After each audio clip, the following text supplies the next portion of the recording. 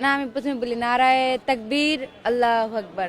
আচ্ছা বলুন, এটা কি কোনো দলের স্লোগান, কোনো মতের স্লোগান? আচ্ছা, নারায়ে তাকবীর আমি বলতে পারবো না, এটা কেমন কথা?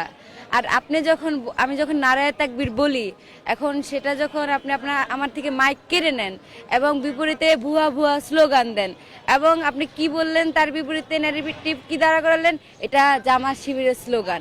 আচ্ছা, যদি নারায়ে তাকবীর জামাত শিবিরের স্লোগান হয়, এর মাধ্যমে কি আপনি তাদের ট্যাগিং করছেন না তাদের আরো ক্রেডিট দিচ্ছেন? নারায়ে তাকবীরের মতো একটা স্লোগান আপনারা বলতেছেন জামাত শিবিরের, কিন্তু এটা তো জামাত শিবিরের স্লোগান হইতেই পারে না। এটা কিভাবে জামাত শিবিরের একার স্লোগান হইতে পারে? এটা বাংলাদেশের আপামর জনতার স্লোগান। আপনার মাঝে মাঝে শহীদ উসমান বিন হাদিকে বলতে শুনবে যে নারায়ে তাকবীর হচ্ছে সার্বভৌমত্বের স্লোগান। নারায়ে তাকবীর হচ্ছে যখন সীমান্তে শকুনেরা আমাদের সীমান্তের মধ্যে আইসা ঝামেলা করে, তখন কৃষক মানে শ্রমিক যে যেখানে আছে তারা সবার আগে নারায়ে তাকবীর বলে নিজের জীবনের তোয়াক্কা না করে কিন্তু সীমান্তে ঝাঁপায় পড়ে। তাদের কোনো লাভ নাই, লাভ একটাই, বাংলাদেশের সার্বভৌমত্ব। নারায়ে তাকবীর স্লোগান আপনারা সহ্য করতে পারতেছেন না কেন? নারায়ে তাকবীর স্লোগান কি আপনারা ওন করেন না? আল্লাহর মহত্ব কি মানে যে কেউ বলতে পারে না? এটা কিভাবে আপনারা বলতে পারেন একটা একটা নির্দিষ্ট দলের স্লোগান? আমি ঠিক এই জায়গাটায় আমার হচ্ছে আমি দ্বিমত এবং তীব্র নিন্দা জানাই।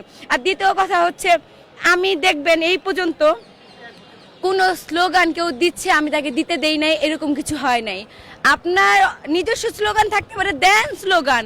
যদি শান্তা কারো স্লোগান আটকায় থাকে, বলেন যে শান্তা তার বাক স্বাধীনতা নষ্ট করছে, তার স্লোগান নষ্ট করছে, তার কোনো অনুভূতিতে কষ্ট দিচ্ছে, তার ধর্মীয় অনুভূতি বলেন, সাংস্কৃতিক অনুভূতি, যে কোনো রাজনৈতিক সেই অনুভূতি আঘাত দিচ্ছে না, আমি কিচ্ছু করি নাই। আমি বলছি নারায়ে তাকবীর, আল্লাহু আকবার। আমি বারবার আপনি আমার থেকে মাইক কেড়ে নিছেন, মুখ চাপা দিয়ে ধরবেন, কোনো সমস্যা নাই। স্লোগান একটাই, নারায়ে তাকবীর, আল্লাহু আকবার। ভাই, আপনারা কেউ দেখেন নাই কারা কারা মাইক কেড়ে নিছে? আমার বলতে হবে। এই স্বাধীন সার্বভৌম বাংলাদেশে এখন এটা আমার বলতে হবে। জুলাই পরবর্তী সময় এটা আবার নতুন করে বলতে হবে। বাংলাদেশের মানুষ দেখতেছে না, দেখে নাই, ভিডিও ফুটেজ নাই, কে কারা কিভাবে আমার থেকে মাইকটা কেড়ে নিল দেখেন নাই, এবং বিপরীতে ভুয়া ভুয়া স্লোগান কারা দিছে আপনারা দেখেন নাই। আমি কেন বলবো? এখন বলবেন আপনারা আমার পাশে দাঁড়াবেন। আমি কেন বলবো যে কে আমার মাইক কেড়ে নিছে? আমি নারায়ে তাকবীর বলছি, আল্লাহু আকবার বলছি, আপনারাও নারায়ে তাকবীর বলেন, আল্লাহু আকবার। যদি না পারেন ঠিক আছে, যে মাইক কেড়ে নিছে তার বিষয়ে কথা বলেন।